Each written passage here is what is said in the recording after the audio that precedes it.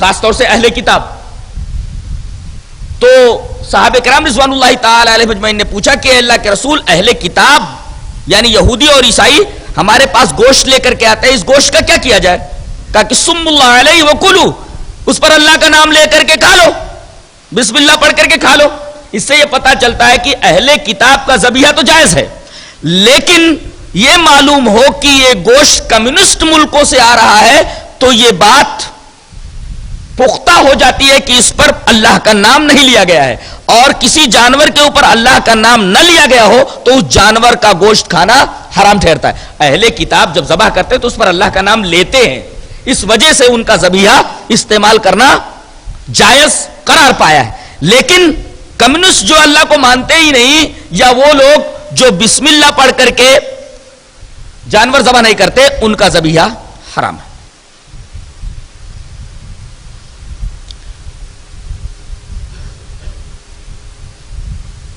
اسی سیاق میں ایک مسئلہ بیان کیا جا رہا ہے کہ کسی بھی جانور کو اگر معلم بنا دیا جائے, سدھا دیا جائے, جیسے شکرا ہے, باز ہے, عقاب ہے, کتا ہے, ان کو تعلیم دے دی جائے. ہاں, کتے کو تعلیم دی جائے, تعلمونہن مما علمکم اللہ, کتے کو تعلیم دے دو, کتا معلم ہو جائے تو کتے کے ذریعے کیا ہوا شکار حلال ٹھہرتا ہے. کیسے؟ پہلے یہ سمجھ لیں کہ کتا اگر کسی جانور کو, حلال جانور کو پکڑ لے اور مار ڈالے تو اس کا کھانا حرام ہے. لیکن اگر کتے کو معلم بنا دیا جائے, کتے کو علم دے دیا جائے, اس کو ٹرینڈ کر دیا جائے, تو علم کی فضیلت یہ ہے کہ معلم کتا, علم والا کتا اگر کسی جانور کو جسے کھایا جانا جائز ہے, اس کو اگر مار ڈالے تو اس کا گوشت کھانا جائز ہو جاتا ہے, لیکن چند شرائط کے ساتھ. کتا ٹرینڈ ہونا چاہیے, معلم ہونا چاہیے. اچھا, معلم کب ہوتا ہے کتا؟ کیسے ہم یہ جانے کہ یہ معلم ہو گیا, اسے علم مل گیا ہے, یہ فارغ ہو گیا ہے, ٹرینڈ ہو گیا ہے؟ کسی جانور کے اوپر آپ اس کتے کو چھوڑیں, جانور کے پاس پہنچ گیا اور آپ اس سے کہیں کہ واپس آ جا, تو جانور کو چھوڑ کر کے واپس آ جائے تو سمجھو کتا فارغ ہو گیا آپ ٹریننگ کے اس اسکول سے. اور اسی کتے کو شریعت میں معلم کہا جاتا ہے. تو اس کتے کے ذریعے اگر شکار کیا جائے تو شکار اگر مر جائے تو مرے ہوئے شکار کا استعمال کرنا جائز ہو جاتا ہے. اس سے بڑی علم کی فضیلت اور کیا ہو سکتی ہے؟ لیکن دو شرطوں کے ساتھ, بلکہ ایک شرط اور ملا لیں. بسم اللہ پڑھ کر کے کتے کو چھوڑیں, بسم اللہ پڑھ لیں. دوسری شرط کتا ٹرینڈ ہو, معلم ہو. تیسری شرط یہ ہے کہ شکار مر جائے پکڑنے کی وجہ سے, شکار کو خود نہ کھائے, پکڑنے کی وجہ سے مر گیا ہے تب تو حلال ہے اس جانور کا استعمال کرنا, لیکن کتا اگر اس میں سے کچھ کھا لیتا ہے تو کھانا جائز نہیں, وہ جانور حرام ہو جائے گا. تو تین شرطیں ہوئیں. ایک تو کتا ٹرینڈ ہونا چاہیے, ہر کتا اگر کسی جانور کو مار ڈالے ماکول اللحم کو تو اس کا کھانا جائز نہیں ہے. کتا ٹرینڈ ہونا چاہیے, اور بسم اللہ کہہ کر کے آپ چھوڑیں. اور تیسرے, جانور سے وہ کتا کچھ نہ کھائے. یہ تین شرطیں اگر پائی جاتی ہیں تو کتے کا مارا ہوا, معلم کتے کا مارا ہوا جانور استعمال کیا جا سکتا ہے. علامہ شوکانی نے ایک اور مسئلہ بیان فرمایا ہے کہ بندوق کے ذریعے اگر بسم اللہ پڑھ کر کے کوئی جانور شکار کیا گیا, گولی لگ گئی اور جانور گر پڑا,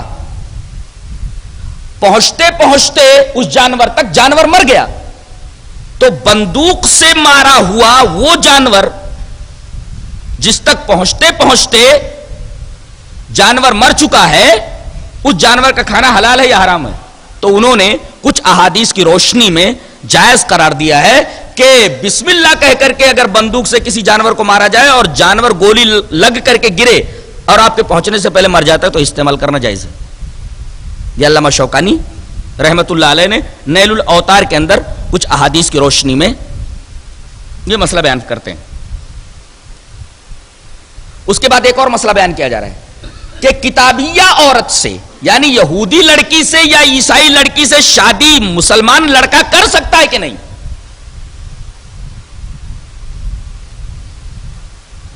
یہاں اس آیت کریمہ کے اندر اس کی اجازت دی گئی. والمحصنات من الذین اوتوا الکتاب من قبلکم، لیکن ایک شرط ہے بنیادی کہ وہ عورت محصنہ ہو، پاک دامن ہو. لیکن آپ جانتے ہیں کہ آج مغربی معاشرے کے اندر جو مردوں اور عورتوں کا آزادانہ اختلاط ہے، اس اختلاط کی بنیاد پر کون کہہ سکتا ہے کہ کوئی لڑکی محصنہ رہ جاتی ہو، کوئی لڑکی پاک دامن رہ جاتی ہو؟ تو پاک دامنی شرط ہے یہودی لڑکی کے لیے یا عیسائی لڑکے کے لیے. اور آج کسی بھی یہودی لڑکی اور کسی بھی عیسائی لڑکی کے تعلق سے یہ کہنا کہ یہ پاک دامن ہے ذرا مشکل ہے. اسوق سے اگر یہ معلوم بھی ہو جائے کہ لڑکی پاک دامن ہے تو اب ایک شرط اور ضروری ہے. کیا؟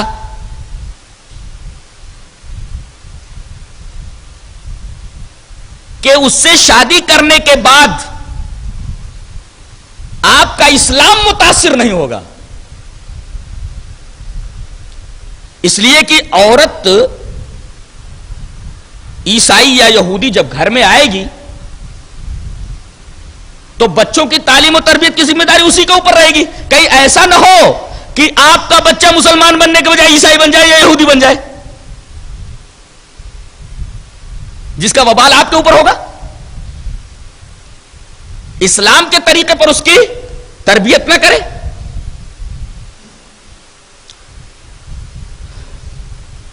اور عام طور پر مرد عورتوں سے متاثر ہو جاتے ہیں. کہیں ایسا نہ ہو کہ یہودیہ عورت اور عیسائیہ عورت سے شادی کرنے کے بعد آپ کا ایمان خطرے میں پڑ جائے. اس لیے کہ عام طور پر مرد متاثر ہو جاتا ہے عورت سے. کہیں ایسا نہ ہو کہ وہ تمہارا ایمان تمہارا دین ہی ختم کر دے اور تمہارا دین تمہارا ایمان تمہارے ہاتھ سے نکل جائے. اور ایک خرابی اور بھی ہے. ہو سکتا ہے کہ اہل کتاب کی جس لڑکی کو آپ اپنے نکاح میں لا رہے ہیں ہو سکتا ہے کہ وہ جاسوس ہو اور مسلم معاشرے کی پل پل کی خبریں یہودیوں اور عیسائیوں کے پاس پہنچا رہی. تو جہاں تک میں سمجھتا ہوں آج کی اہل کتاب کی لڑکیوں سے شادی کرنا حرام تو نہیں کہتا میں، لیکن بہت سوچ سمجھ کر ان سے شادی کی جائے، یہ تو میں کہوں گا. اس کے بعد یہ بتایا گیا کہ نماز کے لیے وضو ضروری ہے. اگر آدمی وضو نہیں کرتا تو اس کی نماز نہیں ہوگی. میں یہ پوچھوں کہ نماز میں کتنے فرائض ہیں؟ بتایا گیا کہ 4 فرائض تو اسی آیت کریمہ سے ظاہر ہیں. یا ایھا الذین آمنوا اذا قمتم الى الصلاۃ فاغسلوا وجوہکم وایدیکم الى المرافق وامسحوا برؤوسکم وارجلکم الى الکعبین. چہرے کو دھلنا، ہاتھ کو کہنیوں تک دھلنا، سر کے اوپر مسح کرنا اور پیروں کا دھلنا. 4 فرائض تو اسی آیت کریمہ میں بیان کر دیے گئے اور 3 فرائض حدیث سے ثابت ہیں. کل 7 فرائض ہو جاتے ہیں وضو میں. 3 فرائض حدیث سے کون سے ثابت ہیں؟ ایک تو نیت، یہ فرض ہے.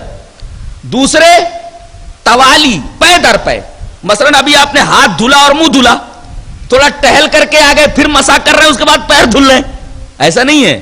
اب جب آپ ٹہل کر کے آئیں گے تو پھر سے وضو کریں گے. آپ آدھا وضو آپ نے کر لیا اور آدھا کہتے ہیں تھوڑا ٹہل کر آتا ہوں اس کے بعد کرتا ہوں. نہیں، توالی ہونا، پے در پے ہونا، یہ وہ اچھے. اور 7 ترتیب. پہلے پیر نہیں دھل سکتے آپ، بلکہ جس طریقے سے اللہ نے شروع کیا اسی طریقے سے آپ شروع کریں گے. پہلے منہ دھلیں گے، اس کے بعد ہاتھ دھلیں گے، اس کے بعد مسح کریں گے، اس کے بعد پیر دھلیں گے. اب آپ کہیں گے میں نے چہرہ دھلنے کے بعد پہلے کر دی ہے. وہ پہلے ہاتھ دھلا جاتا ہے. وہ جو اتنا ہاتھ دھلا جاتا ہے وہ ہاتھ دھلنا سنت ہے. وہ یعنی آپ اٹھے ہیں اور کسی برتن میں پانی کے ہاتھ ڈالنے سے پہلے اپنا ہاتھ اتنا دھل ڈالیں. حقیقت میں ہاتھ پورا دھلنا مراد ہے. تو پہلے چہرہ دھلنا، اس کے بعد ہاتھ یہاں سے لے کر کے یہاں تک کہنی تک پورا ہاتھ دھلنا اور اس کے بعد سر کا مسح کرنا، پھر پیر کا دھلنا. تو کل 7 فرائض ہوئے. 4 فرائض تو اس آیت کریمہ سے ظاہر ہیں اور 3 فرائض احادیث سے، کل 7 فرائض وضو کے اندر ہوئے۔ اس کے بعد تیمم کا مسئلہ بیان کیا جا رہا ہے۔ تیمم کیسے کیا جاتا ہے تو میں نے بتا دیا تھا۔ یہ تیمم کیے جانے کا، تیمم کے حکم کے نازل ہونے کا پس منظر کیا تھا؟ نبی کریم صلی اللہ علیہ وسلم ایک غزوے سے لوٹ رہے، مقام بیدا کے اوپر آپ نے پڑاؤ ڈالا، حضرت عائشہ رضی اللہ تعالیٰ عنہ کا ہار گم ہو گیا تھا، ڈھونڈنے میں اتنی دیر لگ گئی کہ عصر کا ٹائم ہو گیا اور جہاں پر پڑاؤ ڈالا گیا تھا وہاں پانی نہیں تھا۔ تمام صحابہ کرام پریشان ہو گئے اور آپس میں چیمی گوئیاں کرنے لگے کہ جہاں ہم نے پڑاؤ ڈالا ہوا ہے وہاں پانی نہیں ہے، اور اگر ہم یہ ہار نہ گم ہوا ہوتا تو ہم کہیں آگے چل کر کے ایسی جگہ پر رکتے جہاں پانی ہوتا اور وہاں ہم وضو بنا کر کے نماز پڑھ لیتے۔ یہ تو ایسی جگہ ہم لوگ پھنس گئے ہیں جہاں نماز کا وقت ہو گیا اور پانی دستیاب نہیں، اب کیا کیا جائے؟ صحابہ کرام آپس میں چیمی گوئیاں کر رہے ہیں، پریشان ہیں۔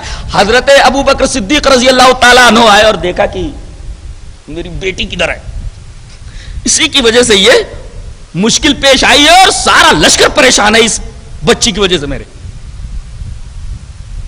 دیکھا کہ نبی کریم صلی اللہ علیہ وسلم حضرت عائشہ رضی اللہ تعالیٰ عنہ کے زانوں پر سر رکھ کر کے سو رہے ہیں اور یہ بیٹھی ہوئی ہیں۔ قریب آئے، ایک چونکا دیا غصے میں۔ انہوں نے بہت برداشت کیا، برداشت اس وجہ سے کیا کہ اگر ادھر ادھر ہونے لگتی، برداشت نہ کرتی تو نبی کریم صلی اللہ علیہ وسلم کے جاگ جانے کا اندیشہ تھا۔ غصے میں چونکا دیا، کہ تیری وجہ سے ہم لوگ بہت پریشانی میں مبتلا ہو جاتے۔ ابھی حضرت ابو بکر رضی اللہ تعالیٰ عنہ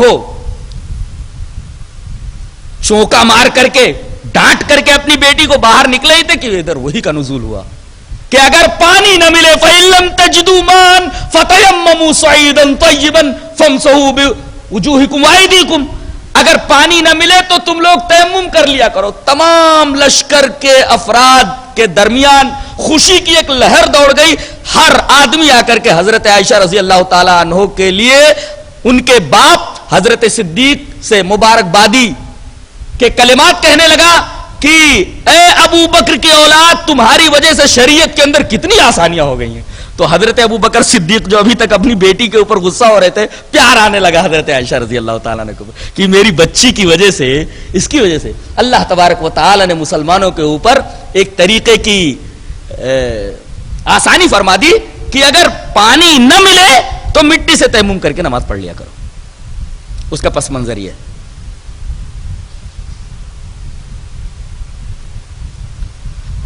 آگے ایک بات کہی جا رہی ہے، لئن اقمتم الصلاة وآتیتم الزکاة وآمنتم برسلی وعزرتموہ واقرضتم اللہ قرضا حسنا۔ سوال یہ ہے کہ نماز کے بعد زکات کا حکم دے دیا گیا، پھر آگے یہ کیوں کہا جا رہا ہے کہ لئن اقرضتم اللہ قرضا حسنا؟ یہ زکات کے علاوہ یہ قرض حسن کون سی چیز ہے؟ جواب یہ دیا جا رہا ہے کہ زکات تو فرض ہے ہی، زکات دے کر کے خالی پرسکون مت ہو جاؤ، مطمئن نہ ہو جاؤ، بلکہ جہاں بھی دین کے کام میں پیسہ لگانے کی ضرورت ہو تو تمہیں لگانا ضروری ہے۔ در حقیقت یہ اللہ تبارک و تعالیٰ کو تم قرض حسن دے رہے ہو، زکات کے علاوہ بھی تم اپنا مال دین کے کاموں میں خرچ کیا کرو۔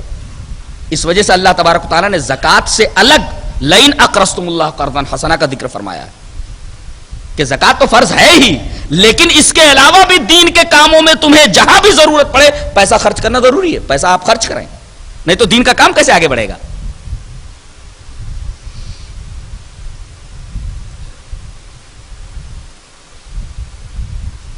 اس کے بعد فرمایا جا رہا ہے کہ اگر کوئی دعا مانگو اور وسیلہ لے لیا کرو تو دعا زیادہ مؤثر ہوتی ہے، دعا کے اندر تاثیر زیادہ پیدا ہو جاتی ہے۔ غور سے سنیے، یا ایھا الذین آمنوا اتقوا اللہ وابتغوا الیہ الوسیلہ وجاہدوا فی سبیلہ لعلکم تفلحون۔ ترجمہ دیکھیے، اے ایمان والو اللہ تبارک و تعالیٰ سے ڈرو